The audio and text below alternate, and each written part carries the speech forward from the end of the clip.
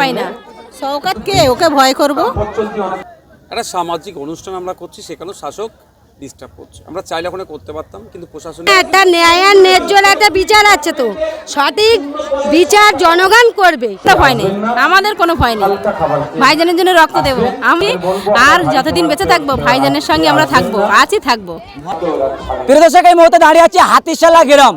আর জানেন, এই হাতিশালা গ্রামে শওকত মোল্লার অনুগামীরা এই রক্তদান কিন্তু বন্ধ করার চেষ্টা করেছিল। আজকে 28 তারিখ, সেই রক্তদান কিন্তু সফল হয়েছে এবং মহিলাদের যে ভিড় দেখানোর চেষ্টা করব, প্রতিটা বেড কিন্তু একেবারে ভরপুর এবং লাইন দিয়ে রক্ত দিচ্ছে সেই হাতিশালা গ্রামে। সেই ছবি আপনাদেরকে দেখাবো এবং এই হাতিশালা গ্রামের মা বোনেরা তারা বার্তা দিয়েছেন করে সেই শওকত মোল্লাকে পাগল বলে আখ্যাই দিলেন।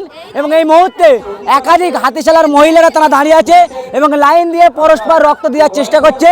এবং ভাঙড় বিধানসভার বিধায়ক পীরজাদা নওশাদ সিদ্দিকী সাহেব এই মঞ্চে থেকে, এই যে হাতিশালা রক্তদানের মঞ্চে থেকে কি বার্তা জানাচ্ছেন, আমার সরাসরি কথা বলার চেষ্টা করব। বুঝতে পারছেন জায়গা কেন চেঞ্জ করতে হলো, শাসকের গাত্রদাহ।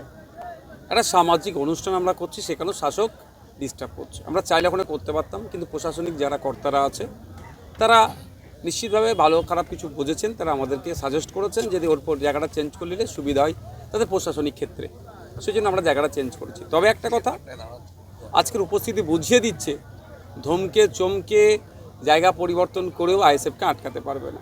তবে যে কাজ করলো আগামী দিনের খেসারাত ওদেরকেই দিতে হবে, কারণ হাতিশালা 6 লেনে ওয়েটল্যান্ড হিডকোর জায়গাকে দখল করে অবৈধভাবে অনেক অফিসও আছে, পার্টি অফিস, সেইগুলো আগামী দিনে একটাও আইনের মাধ্যমে নিস্তার পাবে না। এই রক্তদান শিবির করতে গিয়েও বাধার সম্মুখীন, সামাজিক কাজ করছেন আপনি, তো ভাঙড়ের একজন বিধায়ক। দেখুন, এই তৃণমূল কংগ্রেসের কাছ থেকে ভালো আশা করাটাই আমাদের বৃথা। এমন একটা কথা বলুন যে এমন একটা কাজ এরা ভালো করেছে, ভালো করার নামে এরা তোলা তুলেছে। রাস্তাঘাটের উন্নয়ন, সেখানে তোলাবাজি। দেখুন, আপনি আবাস যোজনা দেবে বলছেন, ভালো কাজ, সেখানেও কাটমানি। বিধবা ভাতা দেয়, সেখানেও কাটমানি। বার্ধক্য ভাতা দেয়, সেখানেও কাটমানি। যেখানে তৃণমূল কংগ্রেসের উপস্থিতি, সেখানেই দুর্নীতি।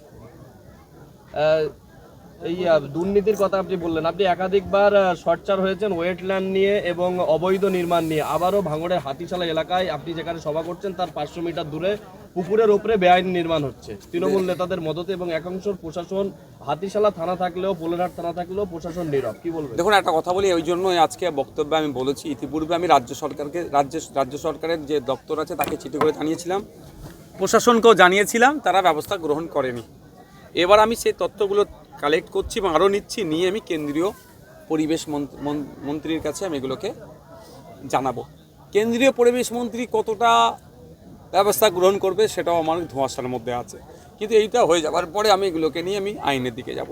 আপনারা জানবেন যে ওয়েটল্যান্ড ব্যবতা 1, ব্যবতা 2, বামনঘাটা, ভাঙড় বিধানসভা, এখানে একটা অঞ্চলকে ওয়েটল্যান্ডের মধ্যে ঢুকিয়ে দিয়েছে। কোনো ধরনের সার্ভেই হয়নি, যেখানে পেরাচ্ছে চালিয়ে দিয়েছে। যেখানে যারা বাস্তু জমি, সেটাকে ওয়েটল্যান্ডের মধ্যে ঢুকিয়ে দিয়েছে। হ্যাঁ, জলা জমি যেগুলো যোগ্য সেগুলো ওয়েটল্যান্ড থাকুক, কিন্তু যেখানে একজন বসবাস করছে 50 বছর 60 বছর ধরে, তারা একটা টয়লেটকে এক্সটেন্ড করতে পারছে না, একটা টয়লেট করবে সেখানে বাধা হয়ে দাঁড়াচ্ছে প্রশাসন। আবার আপনিই বলছেন ওয়েটল্যান্ডের উপরে পুকুর বুঝিয়ে, ওয়েটল্যান্ডকে বুঝিয়ে প্রাসাদ সম বাড়ি করে দিচ্ছে। এই বৈষম্যর অবসান করতে হবে। তাই আমরা আলোচনা করছি আগামী দিনে প্রপার সার্ভে করে ওয়েটল্যান্ডের আগে নির্দিষ্ট করা হোক একটা। দ্বিতীয় হচ্ছে, এই যারা একটা মিটার নেবে সেখানেও প্রশাসন বাধা হয়ে দাঁড়িয়ে যাচ্ছে। এইগুলো অন্যায়গুলো বন্ধ। এই যে আপনার মহিলারা রক্তদানের ফর্ম ফিল আপ করে আপনাদেরকে টাকা দিয়ে আনা ফ্রি। ভাইজানের উদ্দেশ্যে সব কিছু ফ্রি করতে পারি একদম। ভাইজানের যত হেল্প লাগবে সব করব ইনশাআল্লাহ। কি বলবেন, এই যে রক্তদান একেবারে বাধা সৃষ্টি হয়েছিল এবং একেবারে জায়গা চেঞ্জ করে করা হচ্ছে, তারপরেও মানুষের ভিড়, কি বলবেন? খুব সুন্দর একটা পরিষেবা এবং আইএসএফ নেতৃবৃন্দ যা সময় দিচ্ছে, এখানে সহযোগিতা করছে, এতে আমরা খুব খুশি এবং আমরাও হেল্প করছি। আর যতদিন বেঁচে থাকবো ভাইজানের সঙ্গে আমরা থাকবো, আছি থাকবো।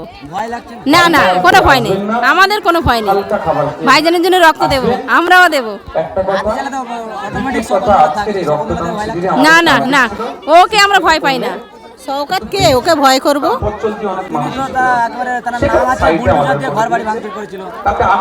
ও তো গায়ের জোরে, গায়ের ক্ষমতায় করেছিল। ওটা শওকত মোল্লা গায়ের জোরেই তো করেছিল। সব জায়গায় তো জোর খাটানো যায় না, জোরে জবরদস্ত করে ওইগুলো করলো। মানুষের ঘর ভাঙলো, মানুষের ঘরে থাকতে দেয়নি, 450 জন রক্ত যোদ্ধা এর লড়াই জারি থাকবে, যতদিন বেঁচে থাকবে লড়াই জারি থাকবে। আমরা নওশাদ সিদ্দিকের সঙ্গে আছি এবং থাকবো কতদিন। যাবে ভাই। একটা ন্যায় আর ন্যায্যর একটা বিচার আছে, তো সঠিক বিচার জনগণ করবে। আমাদের তো নেতা কাতাদের কোনো তো বিচার নেই, এটা জনগণের উপরে নির্ভর। জনগণ যেটা বলবে সেইটাই, জনগণের উপরে কিছু নেই। জনগণের উপরে তো শওকত মোল্লা গেলে হবে না। জনগণ শওকত মোল্লা এখন কি বলতে যাচ্ছে, ওরা যেন প্রশাসনের নিয়ে আমরা লড়াই করে জিতবো, তাকে মেরে ধরে জিতবো। কিন্তু জনগণ ঠিক বুঝে গেছে, জনগণ আর এক্ষুনি আর হেউড়ো নেই, আগে জনগণ বুঝে গেছে। এখন আর হিমশিম অবশ্যই খেয়ে যাবে, অবশ্যই। শওকত মোল্লা তো যেখানেই যাচ্ছে তারা খাচ্ছে, তাহলে বলছে ওদের কথা বাদ দাও, ও মিথ্যে করে চেই করছে, হুই হল্লা করছে। কিন্তু না, যখন ভোগালীর গ্রামে আটকে গেছে তখন তো তার পাল্টা 12-13 গাড়ি বডিগার্ড নিয়ে তারপর শওকত মোল্লা ঘিরে ধরে নিয়ে গেল। সেও কিভাবে বললে আপনারা দেখতে পাচ্ছেন। কিন্তু এখনও যদি বলে ও লোক হয়নি, হয়নি, আমরা আটকানোর চেষ্টা করলে কিছু মতে আটকাতে পারবে না। জনগণ এখন বুঝে গেছে জনগণের উপরে কিছু নেই। জনগণ ঠিক আছে, জনগণ ভালো মন্দ একটা বুঝছে, জনগণ কোনটা ভুল কোনটা সঠিক জনগণ বুঝতে পারছে। এখন কোচি শিশুরাও পর্যন্ত নওশাদ সিদ্দিকী ভাইজান জিন্দাবাদ, এখন ভাইজান সবাই পাগল। এই যে শওকত মোল্লাকে তাহলে সামাল দেওয়ার জন্য মহিলারাই রেডি ভাঙড়ে? অবশ্যই মহিলা প্রস্তুত, সামনে আগামী দিনে আছে। কিন্তু আমাদের আইএসএফের মহিলা কোনো ঝামেলা করতে চায় না, কিন্তু ওরা পায়ে পা দেয়, ফেলে দিচ্ছে সব সময়। কিন্তু মহিলারা আর নেই, মহিলারাই সামনের কাতারে থাকবে, কিন্তু বেটা ছেলেরা পিছনে থাকবে, মহিলারা সামনের কাতারে থাকবে। আর আইএসএফের মহিলাদের এ চিন্তা ভাবনা নেই যে লড়াই করে আমরা জিতবো। আমরা সঠিকভাবে, সঠিক ন্যায় ন্যায্যভাবেই আমরা জিতবো। আমরা আছি, লড়াইতে জারি থাকবে, কিন্তু আমরা লড়াই করব না, আমরা আইনের মাধ্যমে লড়াই করব, আমরা 5 টাকা টেনে লড়াই করব। শুভেন্দু অধিকারী এখন নিজেই পড়ে গিয়েছে। মতুয়া ভাইদের সাথে ইনজাস্টিস হচ্ছে, মতুয়া ভাইরা চিৎকার করছে, আর মতুয়া রক্ত দিতে হচ্ছে। যাদের যেটা কাজ সেটা তো বলবে, তো ওরা রক্তদানে তো রক্ত বিক্রি করে, তাহলে ওদের দোষটা অন্যের ওপর চাপাবে, ঠিক আছে। কিন্তু আইএসএফে সেটা হয় না। ভাইজানের ভালোবাসায় মানে জন থেকে বুড়ো মানুষ তারা বলছে ভাই বোনের ভালোবাসায় আমরা রক্তদান দিতে এসেছি। এখানে ডাক্তারবাবুরা তাদের রক্ত নিতে চায় না, বলছে তোমরা রক্ত দিতে এসছো কেন? বলে ভাইজানের ভালোবাসায় রক্ত দিতে এসেছি।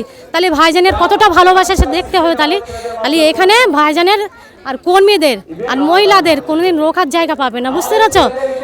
হাতিশালা গ্রামের মহিলারা ধরতে গেলে তো একটা ভয় থাকার কথা, কারণ এখানে কিসের ভয়? ডাব্বোটের নেতারা থাকে নাকি অভিযোগ ওঠে, তাদেরকে ভয় লাগছে না শওকত মোল্লা? হ্যাঁ, কিসের ভয়? ওরা হারাম খেয়ে ওদের দাপট, আমরা হালাল খেয়ে আমাদের দাপট, বুঝতে পেরেছো? এখানে ভয়ের কোনো জায়গা নেই। আমরা ওদের কাছ থেকে হারাম খেয়ে নেই যে আমরা ভয় করব, আমাদের ভয় করার কোনো জায়গাই নেই। আমরা বুক ফুলিয়ে চলি, নিজের গাড়ির টাকা দিয়ে পার্টি করে নিজের মন থেকে এটা ভালোবেসে বুক ফুলিয়ে চলি, কারোর ভয়ের কোনো জায়গা নেই এখানে। হাতিশালা লড়াই জারি থাকবে, লড়াই জারি থাকবে।